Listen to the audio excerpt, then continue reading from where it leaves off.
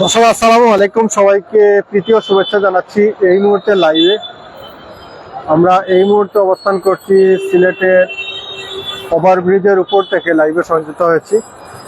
এই মুহূর্তে যে যেখান থেকে লাইভে সংযুক্ত হয়েছেন সবাই লাইভটি শেয়ার করে দেবেন, আমাদের সাউন্ডটা ক্লিয়ার আছে কিনা কমেন্ট করে জানাবেন। আসলে আজকের যে নিউজটি আমরা আপনাদেরকে শোনাতে চাই, যেটি হচ্ছে উসমান হাদির হত্যাকারী ফয়সালের সন্ধান দিলেন ডিবি প্রধান। তো সেটা নিয়ে আজকে আমরা সংযুক্ত হয়েছি এই মুহূর্তে লাইভে। যে যেখান থেকে এই মুহূর্তে লাইভে সংযুক্ত হয়েছেন সবাই লাইভটি শেয়ার করে দেবেন এবং এই সন্ধান দিয়েছেন ডিবি প্রধান। আসলে কোথায় উসমান হাদির হত্যাকারী ফয়সালের সন্ধান মিলেছে সেটা নিয়ে আজকে আমাদের এই লাইভটি। তো আপনারা সবাই একটু শেয়ার করে দেবেন এবং কে কোথা থেকে দেখছে কমেন্ট করবেন। আমরা ওদিন একটি পোর্টাল নিউজ থেকে আসলে আমরা সেটি আপনাদেরকে শোনাতে চাই। ইনকলাব মঞ্চের আহ্বায়ক শরীফ উসমান হাদির হত্যাকারী ফয়সাল করিম মাসুদ দুবাই নয় ভারতেই আছেন বলে জানিয়েছেন গোয়েন্দা বাহিনীর ডিবি প্রধান অতিরিক্ত পুলিশ কমিশনার মোহাম্মদ শফিকুল ইসলাম। মঙ্গলবার 6 জানুয়ারি বিকেলে ডিএমপি মিডিয়া সেন্টার শহীদ শরীফ উসমান বিন হাদির হত্যা মামলার চার্জশিট দাখিল বিষয়ে আয়োজিত এক ব্রিফিংয়ে তিনি এ তথ্য জানান। সম্প্রতি ফয়সাল করিমের দুটি ভিডিও সামাজিক মাধ্যমে ছড়িয়ে পড়ে। ভিডিওগুলোর মাধ্যমে ফয়সাল দাবি করেন বর্তমানে তিনি দুবাইয়ে অবস্থান করছেন। ফয়সালের ভিডিওগুলো সত্য নাকি কৃত্রিম বুদ্ধিমত্তা এআই দিয়ে তৈরি তা নিয়ে বিভ্রান্তি দেখা দেয়। ফয়সাল আসলেও দুবাই অবস্থান করছেন কিনা তা নিয়ে জনমনে প্রশ্ন ওঠে। এ বিষয়ে ডিবি প্রধানকে প্রশ্ন করলে তিনি বলেন, ভিডিও বার্তাটি সঠিক, তবে তার অবস্থান দুবাই নয়। আমরা তদন্তে পেয়েছি তিনি ভারতে আছেন।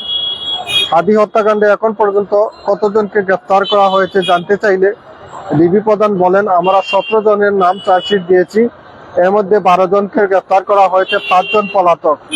তারা হলেন হাদিকে গুলি করা ফয়সাল করিম মাসুদ, মোটরসাইকেল চালক আলমগীর শেখ, তাদের পালাতে সহায়তা করা মাদক পাচারকারী ফিলিপস লাল, হত্যার নির্দেশতা তাইদুল ইসলাম চৌধুরী বাপ্পি ও ফয়সালের বোন জেসমিন। তিনি বলেন, এখন পর্যন্ত তদন্তে পাওয়া গেছে হাদি হত্যার নির্দেশদাতা ও পরিকল্পনাকারী পল্লবীর সাবেক ওয়ার্ড কাউন্সিলর তাইদুল ইসলাম চৌধুরী বাপ্পি।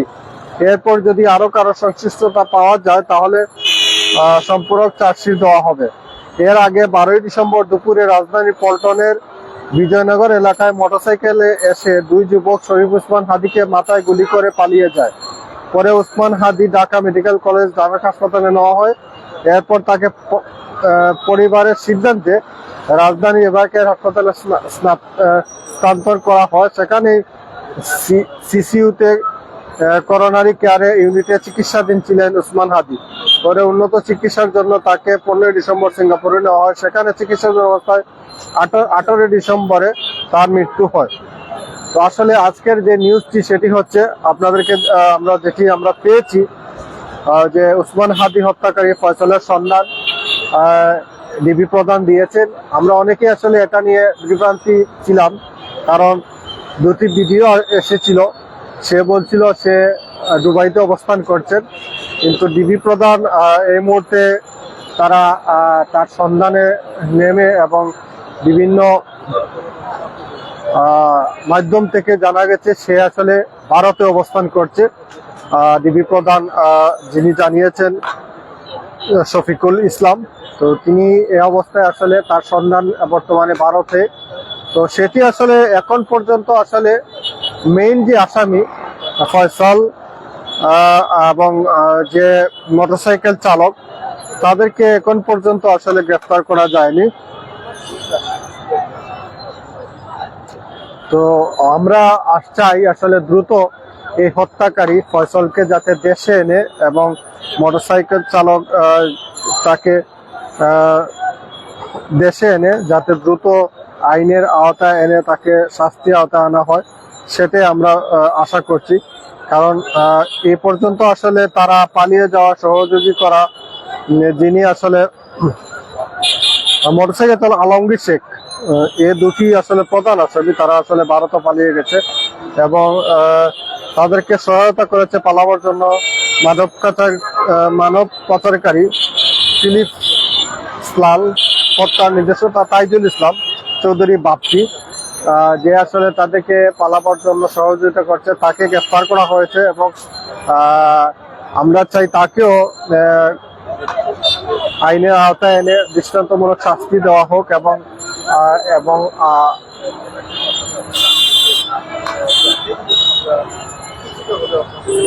উসমান হাদির হত্যাকারী যেও হোক, এই দুজন পড়ে যারা এখানে আছে জড়িত সবাইকে যাতে আইনের আওতায় আনা হোক, সেটা আমরা আশা করছি আমরা প্রশাসনের কাছে।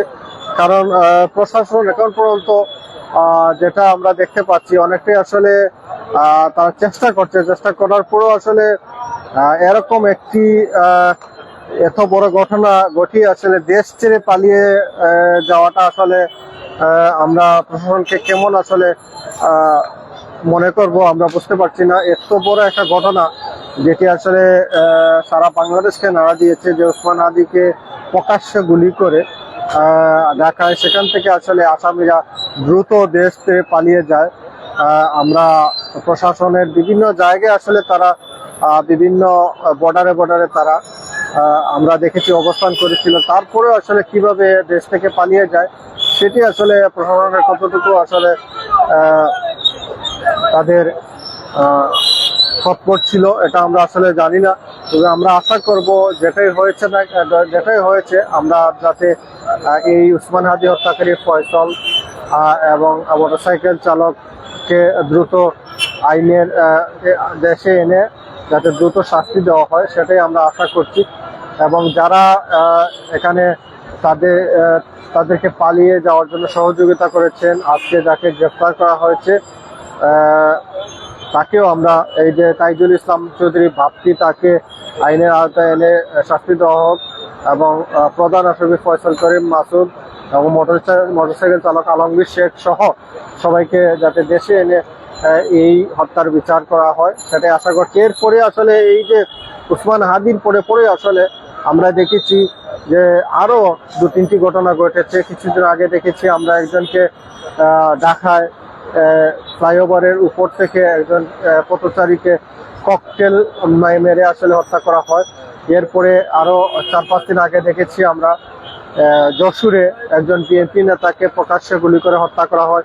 এরকম আসলে দিন যত সময় যাচ্ছে আমরা দেখতে পাচ্ছি এরকম ঘটনা ঘটছে। তো আমরা আইনশৃঙ্খলার যে আমরা দেখেছি সেটা হচ্ছে দিন আসলে অবনতির দিকে যাচ্ছে। আমরা চাই এই আইনশৃঙ্খলা বাহিনী যাতে দ্রুত উন্নতির দিকে আসুক এবং যারা যেখানে যে ঘটনা ঘটে না কেন আমরা দ্রুত আসামিদেরকে যাতে গ্রেফতার করে আইনের আওতা এনে শাস্তি দেওয়া হয় সেটাই আমরা আশা করছি। এবং বিভিন্ন জায়গা থেকে আমরা দেখেছি বিভিন্ন জায়গায় সারা বাংলাদেশে এরকম অহরহ ঘটনা ঘটছে। বিভিন্ন জায়গায় আমরা দেখেছি ছিনতাই হচ্ছে, খুন হচ্ছে এবং বিভিন্ন সময় অনেক সময় বিভিন্ন জায়গায় মারামারিও হচ্ছে। তো এটা আসলে আইনশৃঙ্খলা বাহিনীর অনেকটা অবনতি হচ্ছে। তো আমরা চাই আইনশৃঙ্খলা বাহিনীর অনেকটা উন্নতি হোক, কারণ দেশে যে পরিস্থিতি সেটি আসলে খুবই খারাপের দিকে যাচ্ছে। তো যত সময় যাচ্ছে যদি এরকম হয় তাহলে সামনে যে জাতীয় নির্বাচন সেটি আসলে কতটুকু আশা করা যায় বা কতটুকু আসলে এই নির্বাচন কতটুকু সুষ্ঠু হবে সেটাই আসলে চিন্তার বিষয়। আমরা আশা করছি আইনশৃঙ্খলা বাহিনী যাতে তৎপর হয়, বিভিন্ন জায়গায় যাতে তারা তৎপর থাকে এবং যারা যেখানে যে ঘটনা ঘটে যাতে আসামি যারা আছেন তাদেরকে দ্রুত গ্রেফতার করা হয় এবং শাস্তি দেওয়া হয়। সবচেয়ে বড় কথা হচ্ছে উসমান হাদি অনেক ভালো ছিলেন, যিনি আসলে দেশের জন্য কাজ করতে গিয়ে উনি এই হত্যাকাণ্ডের শিকার হয়েছেন। উনি আসলে স্পষ্টবাদী কথা বলেন, সবসময় আমরা দেখেছি উনার কথায় একটা স্পষ্টবাদী কথা। উনি আসলে যেটা সত্য এবং ন্যায়ের পথে কথা বলতে গিয়ে ওনাকে গুলি করা হত্যা করা হয়। আমরা এর তীব্র নিন্দা জানাচ্ছি এবং যারা আসামি আছেন যাদেরকে গ্রেফতার করা হয়েছে তাদেরকে সুষ্ঠুভাবে যাতে সুষ্ঠু বিচারের আয়তায়, যাতে যদি কোনো আসামি যদি এখানে জড়িত না থাকে তাহলে তাদেরকে যাতে ছেড়ে দেওয়া হয়, এবং যারা জড়িত আছে তাদেরকে যাতে প্রচণ্ডভাবে শাস্তি দেওয়া হয়, যাতে এরকম আর জীবনে না ঘটে সেরকম আমাদের তাদেরকে শাস্তি দেওয়া হয়। এবং যারা বিদেশে পলায়ন করেছে, এখন আমরা যতটুকু সত্য জানতে পেরেছি, অনেকেই ওসমান হাদির যে আসামি ফয়সল যে করিম, যে আসলে দুবাই থেকে বারবার বলছে সে দুবাই থেকে অবস্থান করছে ভিডিও মারফতে, কিন্তু আজকে ডিবি প্রধান উনি বলছেন যে আসলে সে দুবাইতে না, সে ভারতে অবস্থান করছে। যেখানে অবস্থান করে না কেন, আমরা চাই ওসমান হাদি হত্যাকারী ফয়সল এবং আলমগীর শেখকে যাতে দ্রুত দেশে এনে শাস্তির আওতায় আনা হোক, সেটাই আমরা আশা করছি। অনেকেই লাইভে সংযুক্ত ছিলেন এতক্ষণ, যারা যারা আমাদের সাথে লাইভে সংযুক্ত ছিলেন সবাইকে অসংখ্য ধন্যবাদ, এবং পরবর্তীতে যারা আমাদের লাইভে সংযুক্ত হবে সবাইকে অসংখ্য ধন্যবাদ জানিয়ে আমরা এই মুহূর্তে আপনাদের কাছে বিদায় নিচ্ছি। সবাই ভালো থাকবেন, সুস্থ থাকবেন। আসসালামু আলাইকুম ওয়া রাহমাতুল্লাহি ওয়া বারাকাতুহু।